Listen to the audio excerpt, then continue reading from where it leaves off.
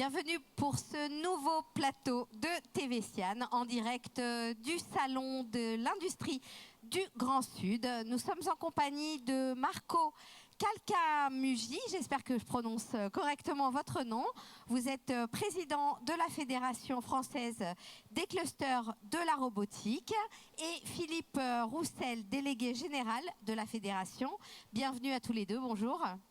Bonjour. Bonjour.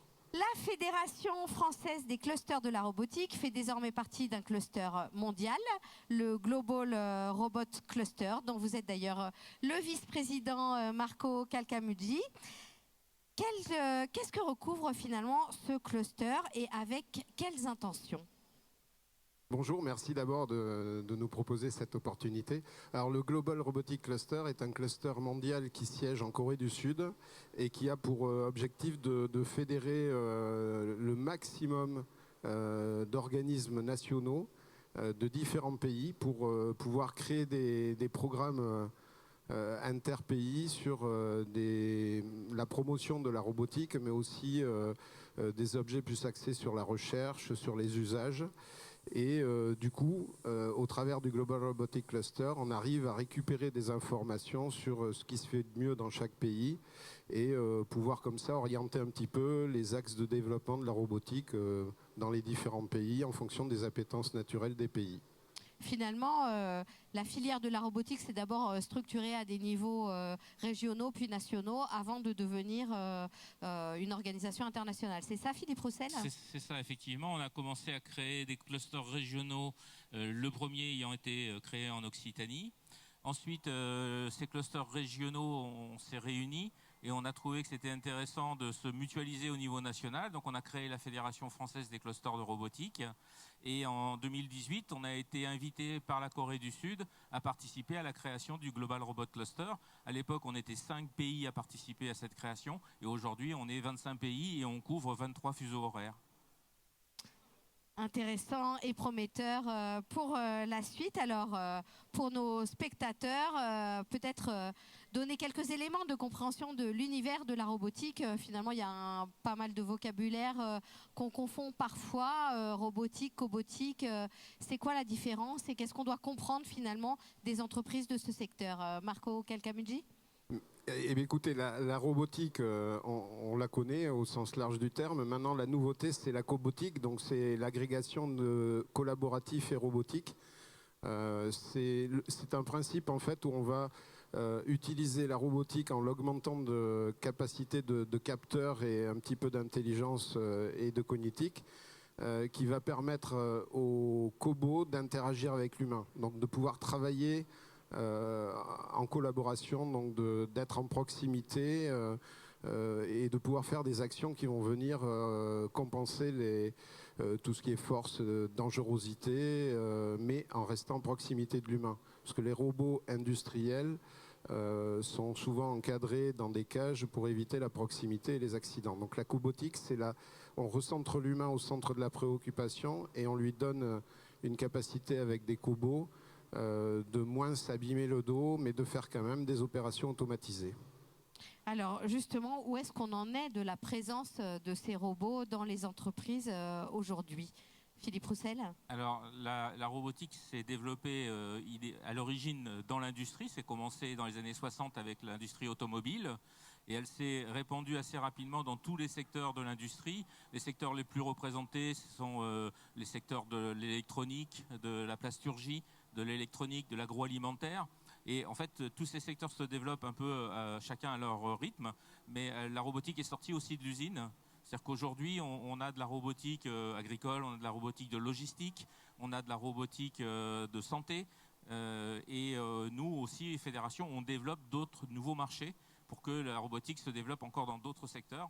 Globalement, la robotique se développe là où il y a un travail qui est pénible et dangereux. Alors justement, quels sont finalement les axes de développement des clusters ? Vous avez évoqué la santé, vous avez évoqué un certain nombre de thématiques. Comment finalement on déploie les robots dans les usines et autres entreprises ? Alors, effectivement, dans les secteurs qu'on développe, la santé, c'est un secteur qui a émergé par lui-même, des entreprises, des startups qui se sont lancées sur ce secteur-là, mais il y a de plus en plus de startups qui se créent, et en particulier en France, dans le secteur de la robotique chirurgicale. Et la fédération, ce qu'on essaye de faire, c'est de normaliser un peu la façon pour ces entreprises d'accéder à des expérimentations dans les hôpitaux, à des relations qui soient claires et bien régulées dans les hôpitaux. Aujourd'hui, la relation se fait par rapport à des personnes, des gens qui rencontrent des professeurs de médecine, qui leur donnent un accès, mais c'est jamais très bien organisé. Et donc on essaye de fédérer ça, nous, de montrer le chemin pour que ça se fasse de façon régulière. Et dernièrement, on développe, de nous-mêmes, un marché qui n'était pas encore abordé par beaucoup d'entreprises. C'est le marché du bâtiment. Le marché de la construction, c'est un marché où c'est pénible et dangereux. Et donc, du coup, on s'est dit, il y a un besoin de robotiser dans ce marché-là, mais c'est un marché qui était beaucoup plus complexe parce qu'un chantier de construction, ça change en permanence par rapport à l'industrie où on est dans des environnements qui sont contrôlés. Et donc là, on a développé une relation avec la Fédération française du bâtiment pour identifier des projets, des endroits où la robotique pourrait facilement se développer. Et on a mis en relation les entreprises de robotique et les entreprises du bâtiment. Et on commence à voir les premiers projets qui commencent à se développer. Il y en a un d'ailleurs sur un stand d'un des clusters de la fédération, le cluster Robotics Place de la région Occitanie, où il y a une démonstration d'un robot qui fait de l'enduit de façade. Alors, si je suis une start-up, que j'ai une idée, quid du financement? Est-ce que vous avez moyen d'aider finalement au financement des start-up et des projets? Alors, les clusters, ils n'ont pas une approche individuelle des relations avec les entreprises. On fait des développements au niveau global. Par contre, on est capable de les orienter vers les bons organismes, comme il y a en Occitanie, ad hoc, pour qu'ils puissent être accompagnés et trouver les financements. On va, nous, plus intervenir sur le marché et sur l'ensemble de la profession. Je vais me permettre d'apporter une précision. Au niveau de la fédération, Philippe lui-même a développé une activité. On a besoin de faire de la pédagogie vers les fonds d'investissement pour expliquer quels sont nos métiers dans la robotique et la cobotique et quels sont nos business models. Donc Philippe a lancé un programme qui s'appelle Robinvest, dans lequel il y a des échanges très ouverts, des groupes de travail avec les différents fonds d'investissement, de manière à pouvoir expliquer, faire de la pédagogie et faire rentrer assez tôt ces fonds d'investissement dans le financement des entreprises au travers de projets collaboratifs, etc. Donc c'est un des rôles aussi qu'on a au niveau de la fédération et qu'on reproduit au niveau de nos clusters régionaux, c'est de faire de l'évangélisation et expliquer nos métiers et nos business models aussi, c'est important. Alors justement, pour prolonger sur cet axe et puis vos développements, on pouvait lire dans le programme qu'on pouvait lier robotique et décarbonation de l'énergie. Est-ce que vous pouvez nous en parler, Marco Calcamucci? Oui, alors tout à fait. C'est un sujet important qui, je ne rentre pas dans le détail puisqu'on en parle beaucoup dans les médias. Nous sommes persuadés que la robotique, surtout collaborative et mobile, peut jouer un rôle dans la décarbonation des industries. Donc depuis 2 ans, on a lancé au sein du Global Robotic Cluster au niveau international un groupe de travail qui s'interroge sur ces questions et qui essaye de trouver des solutions, des axes de développement. Donc nous, en France, on est un peu leader de ce sujet-là. On a lancé des actions et notamment au travers de différentes entreprises, on a commencé à mettre en œuvre des robots autonomes terrestres mobiles équipés de piles à combustible et de réservoirs amovibles d'hydrogène pour pouvoir expérimenter les usages.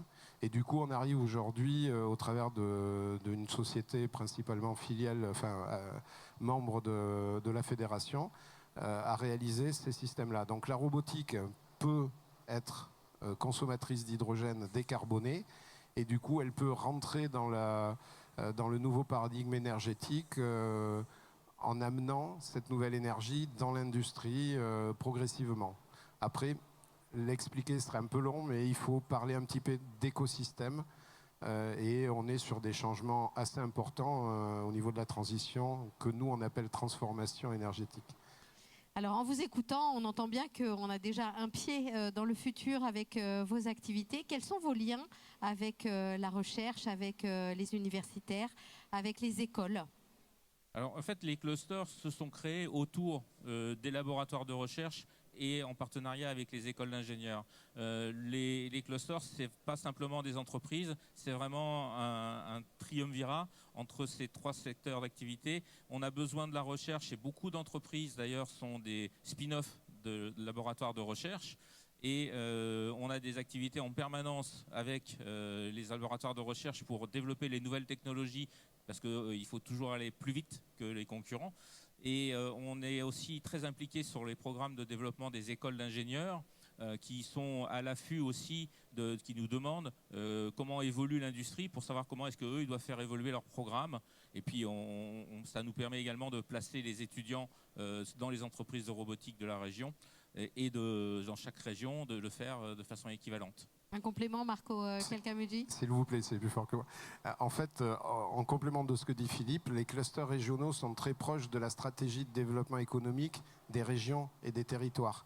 Donc du coup, on a, on va dire, une bienveillance de leur part et ils nous accompagnent dans la construction de projets collaboratifs concrets qui permettent justement à ces chercheurs d'être impliqués avec des industriels.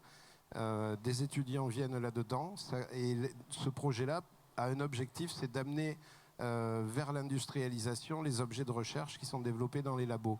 Donc c'est vertueux, ça s'appuie sur une stratégie qui est liée au développement économique des régions et des territoires et en même temps ça permet de faire monter en compétences les industriels et de trouver des axes de développement business. Il faut savoir que on est très orienté sur la création de business pour nos entreprises, le but étant de générer du chiffre d'affaires et faire croître les entreprises avec tous les moyens dont on dispose autour de nous, au niveau région, nation, etc. Le robot étant une aide, un assistant à l'humain, notamment dans les usines du futur. Merci à tous les deux d'avoir participé à ce plateau TV.